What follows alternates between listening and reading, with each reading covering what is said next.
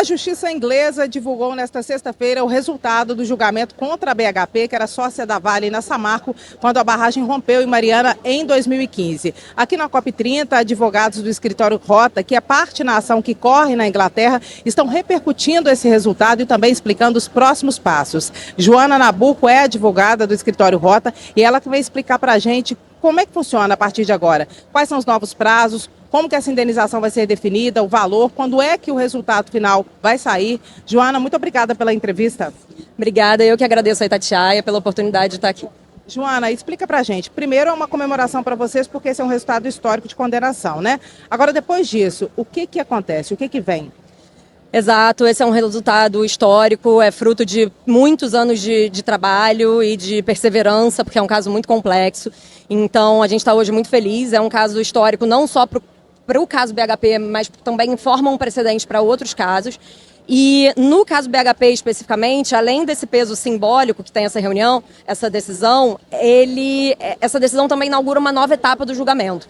A gente, em dezembro de 2025, agora, vai ter uma audiência de gestão de casos, em que a gente vai determinar quais vão ser as próximas etapas preparatórias que têm que ser implementadas para a próxima etapa do julgamento.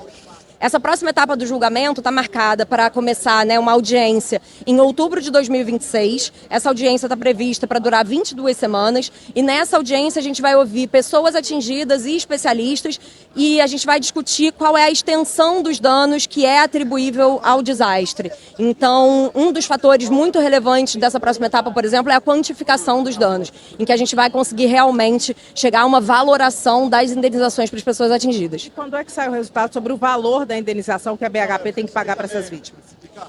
Se a gente seguir o curso do processo normal, isso está previsto para ocorrer depois dessa próxima etapa. Então, essa audiência começa em outubro de 2026, dura 22 semanas e termina, então, no início de 2027. E aí, a partir disso, deve sair essa decisão. Vocês acreditam que mais ou menos meados de 2027? Isso, essa é uma estimativa possível. Agora, tem alguma possibilidade de a justiça brasileira, usando o argumento de soberania nacional, não deixar fazer valer essa condenação no exterior?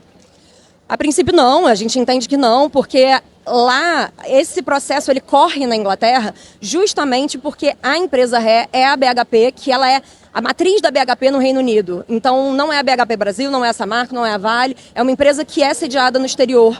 E só por isso, inclusive, esse processo corre na Inglaterra e os bens dessa empresa estão no exterior, todos os ativos, essa execução vai ser no exterior e não depende de homologação pelo Judiciário Brasileiro. Quantas são as pessoas, entidades e prefeituras que são parte nessa ação na Inglaterra? Porque na época do acordo, os prefeitos tiveram que fazer uma escolha, ou ficavam no acordo no Brasil ou corriam com a ação na Inglaterra. Quais são esses números?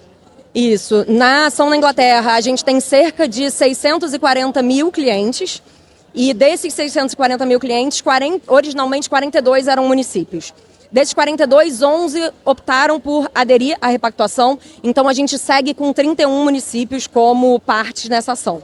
E existem também pessoas físicas que aderiram à repactuação, então esse número está sujeito à confirmação, mas por hora a gente segue tendo 640 mil clientes na ação. Essa indenização pode chegar a que valor?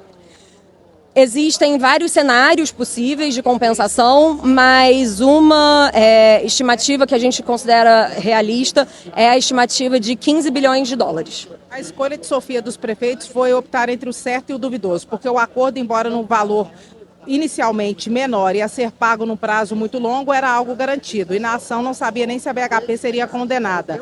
Para as prefeituras, o valor pode chegar a quanto para cada uma delas que ainda estão na ação?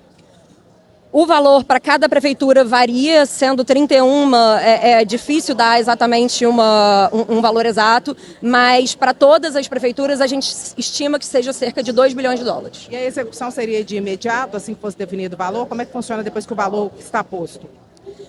A princípio é feito um pagamento imediato, mas isso, em caso de acordo, por exemplo, as partes podem determinar o pagamento diferenciado, então isso ainda está sujeito à determinação. Essa audiência de dezembro para organizar as próximas etapas, acontece que dia? Já tem data marcada?